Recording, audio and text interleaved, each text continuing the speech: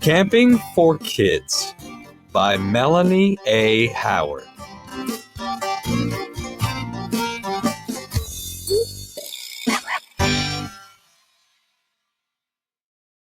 Chapter 1. Out in the Wild. Grandpa and Mel stood on a rock just offshore of the campsite. The wind was just strong enough to keep the mosquitoes away. Only the clap of the small waves, rustling leaves, and the call of a loon broke the silence. One by one, the stars appeared. Soon, thousands of twinkling lights filled the sky. The moonlight shimmered on the water. Grandpa and Mel felt like the only two people in the world. "This is why I come out here," Grandpa said quietly. Mel nodded. "Me too." Fact: always be sure to tell someone where you are going when you leave for a camping trip. Also, let someone know when you plan to be home. Getting out. Campers have been enjoying nature's wonders for more than 100 years. Camping for fun started in the late 1800s. The first campgrounds in North America sprang up in the 1920s. These parks and preserves help to protect nature and people by setting rules for safety and conservation. Camping became more popular after World War II, 1939 to 1945. Families had more free time. They had cars that could get them out of town. Camping quickly became the family activity so many enjoy today. Preserve. A place where animals can live and be protected from hunters. Conservation. The protection of valuable things, especially forests, wildlife, and natural resources. People are creative when it comes to camping. Some people camp on bicycle trips, strapping their gear to their bikes. Others pile into a recreational vehicle, RV, and target RV campsites. People often camp on hiking trips. You can also boat or snowmobile to a campsite. If there is a way to get you into the wild, you can add camping to your adventure. Fact: more than 280 million people visited national parks in 2010. Chapter 2. Packed up and ready to go. Camping is all about making good use of limited space. You probably won't have room to bring your TV into the wilderness. Essentials include food, water, and shelter. Flashlights are important at night, and sunscreen is just as important during the day. Maps and a compass or a GPS are also good to bring along. Tent, sweet tent. For many people, home away from home is a tent. Select the right tent for where and when you will be camping. A tent for winter camping should be light but strong. It needs steep walls to keep snow from building up on them. Summer tents should have screens to let in air and keep out bugs. A tent should have a fly that fits well to provide airflow and keep rain off your tent walls. There's nothing worse than water in your tent. Backpackers are more concerned about pack weight than comfort. The more lightweight the tent, the better. You can get a small tent that weighs less than 3 pounds, 1.4 kilograms.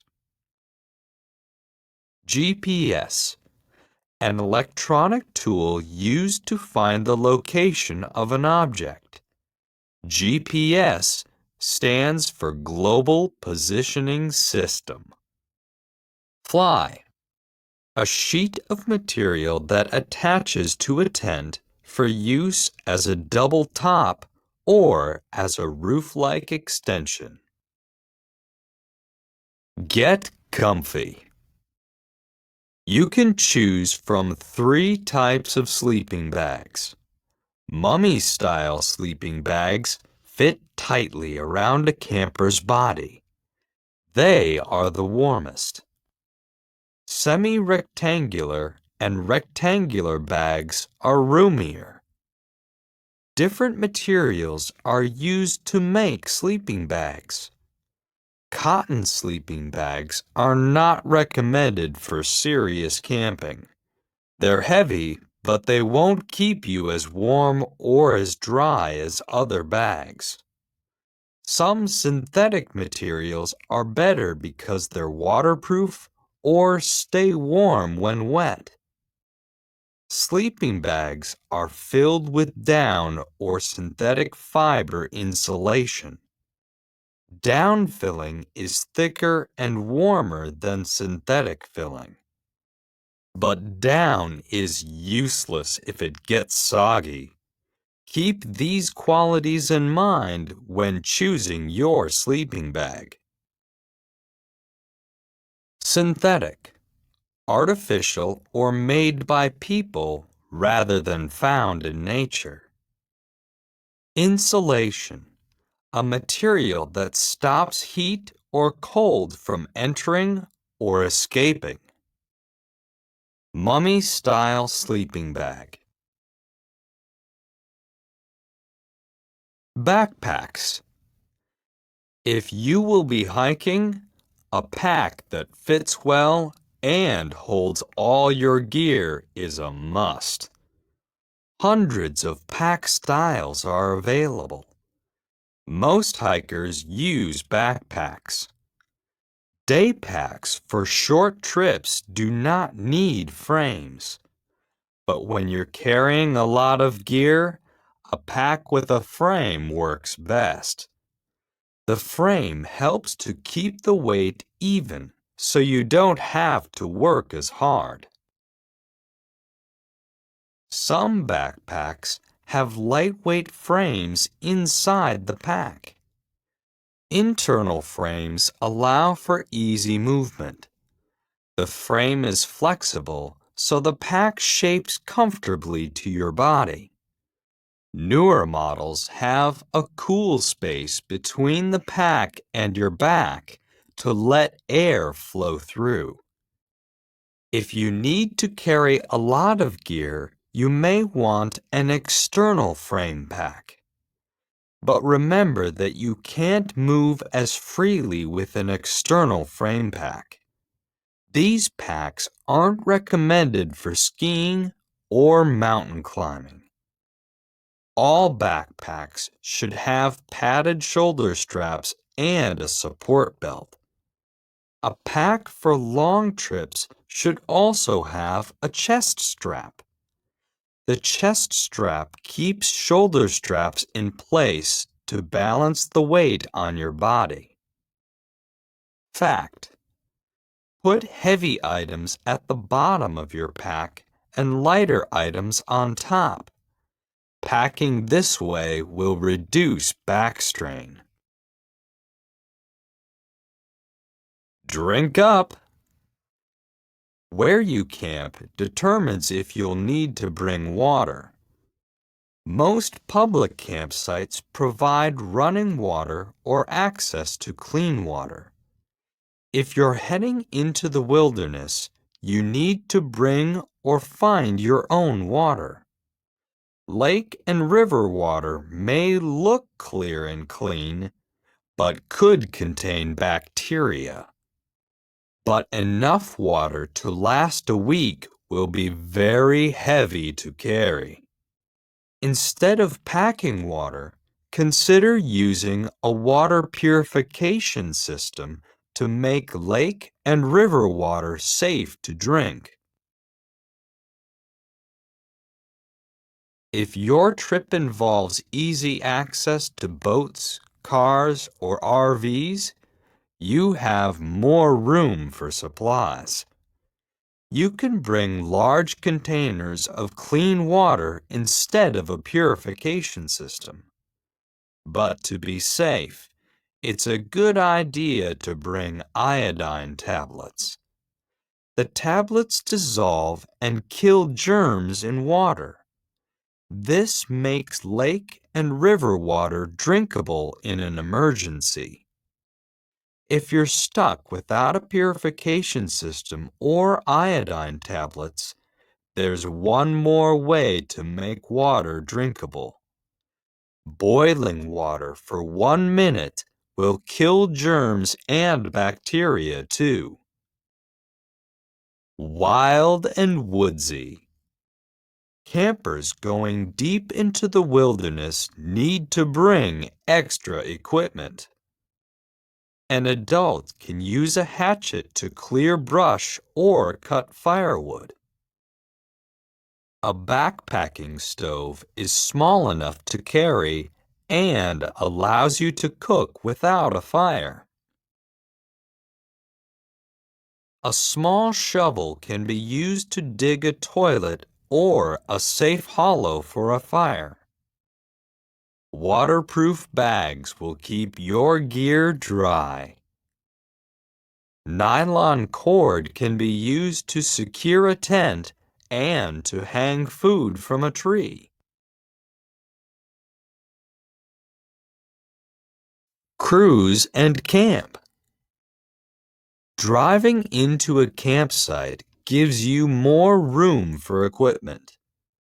You could bring a large cooking surface such as a grill, cook stove, or Dutch oven. An inflatable mattress or cot will give you more comfort for sleeping. You can even bring a portable toilet if restrooms aren't available at the campground. RVs are designed to bring all the comforts of home with you. They have small kitchens, beds, and built-in tables. Some also have bathrooms and refrigerators. At an RV campsite, you can hook up your RV to electricity and water. Many people like to camp with an RV, but don't forget to enjoy nature. A car or RV can carry a large TV, but the point of going camping is to enjoy the wonders of nature. Don't get hooked on the extras. Fact: some dogs enjoy camping too.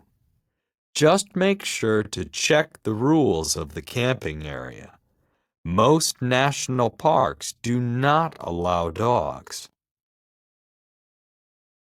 Chapter 3: From Bear Bags to Bandages. For safety, the two rules are preparation and awareness. Ask about the campground rules. Check the weather forecast. Find out what animals are in the area. Thinking ahead and learning all you can will help you have a safe trip. Bear bagging. Raccoons, bears, and other animals often crash campsites to find food. Campers should store food and trash away from their sleeping area. Using a hanging storage bag or bear bag will keep unwanted guests away. Find a tree at least 100 yards, 91 meters, from your campsite. Hang the bag from a branch high enough that animals cannot reach it. In bear country, it's best to even avoid cooking within 100 yards, 91 meters, of your sleeping area. Fact: bear spray is good to have in an emergency. It's like pepper spray that you spray in a bear's face. Fire safety. Wildfires destroy forests and put people and animals in danger. Make sure any fire you build is a size you can control. Campfires should be at least 15 feet, 4.6 meters, away from your tent. Local rules may require fires to be farther away, so be sure to ask. Also, check the area around the fire. Clear brush or low tree branches nearby to keep fire from spreading. Always make sure your fire is out before you leave a campsite. You can use dirt or water to put out the fire. But with dirt, roots could remain burning under the dirt pile. Using water to put out a fire is best. Pour water over the fire until it stops hissing. Stir the ashes with a shovel to make sure everything is soaked. First aid. Having a first aid kit is essential when you're out in the wilderness. Beyond a standard kit, other items may be useful. If you will be in an area with venomous snakes, include a snakebite kit.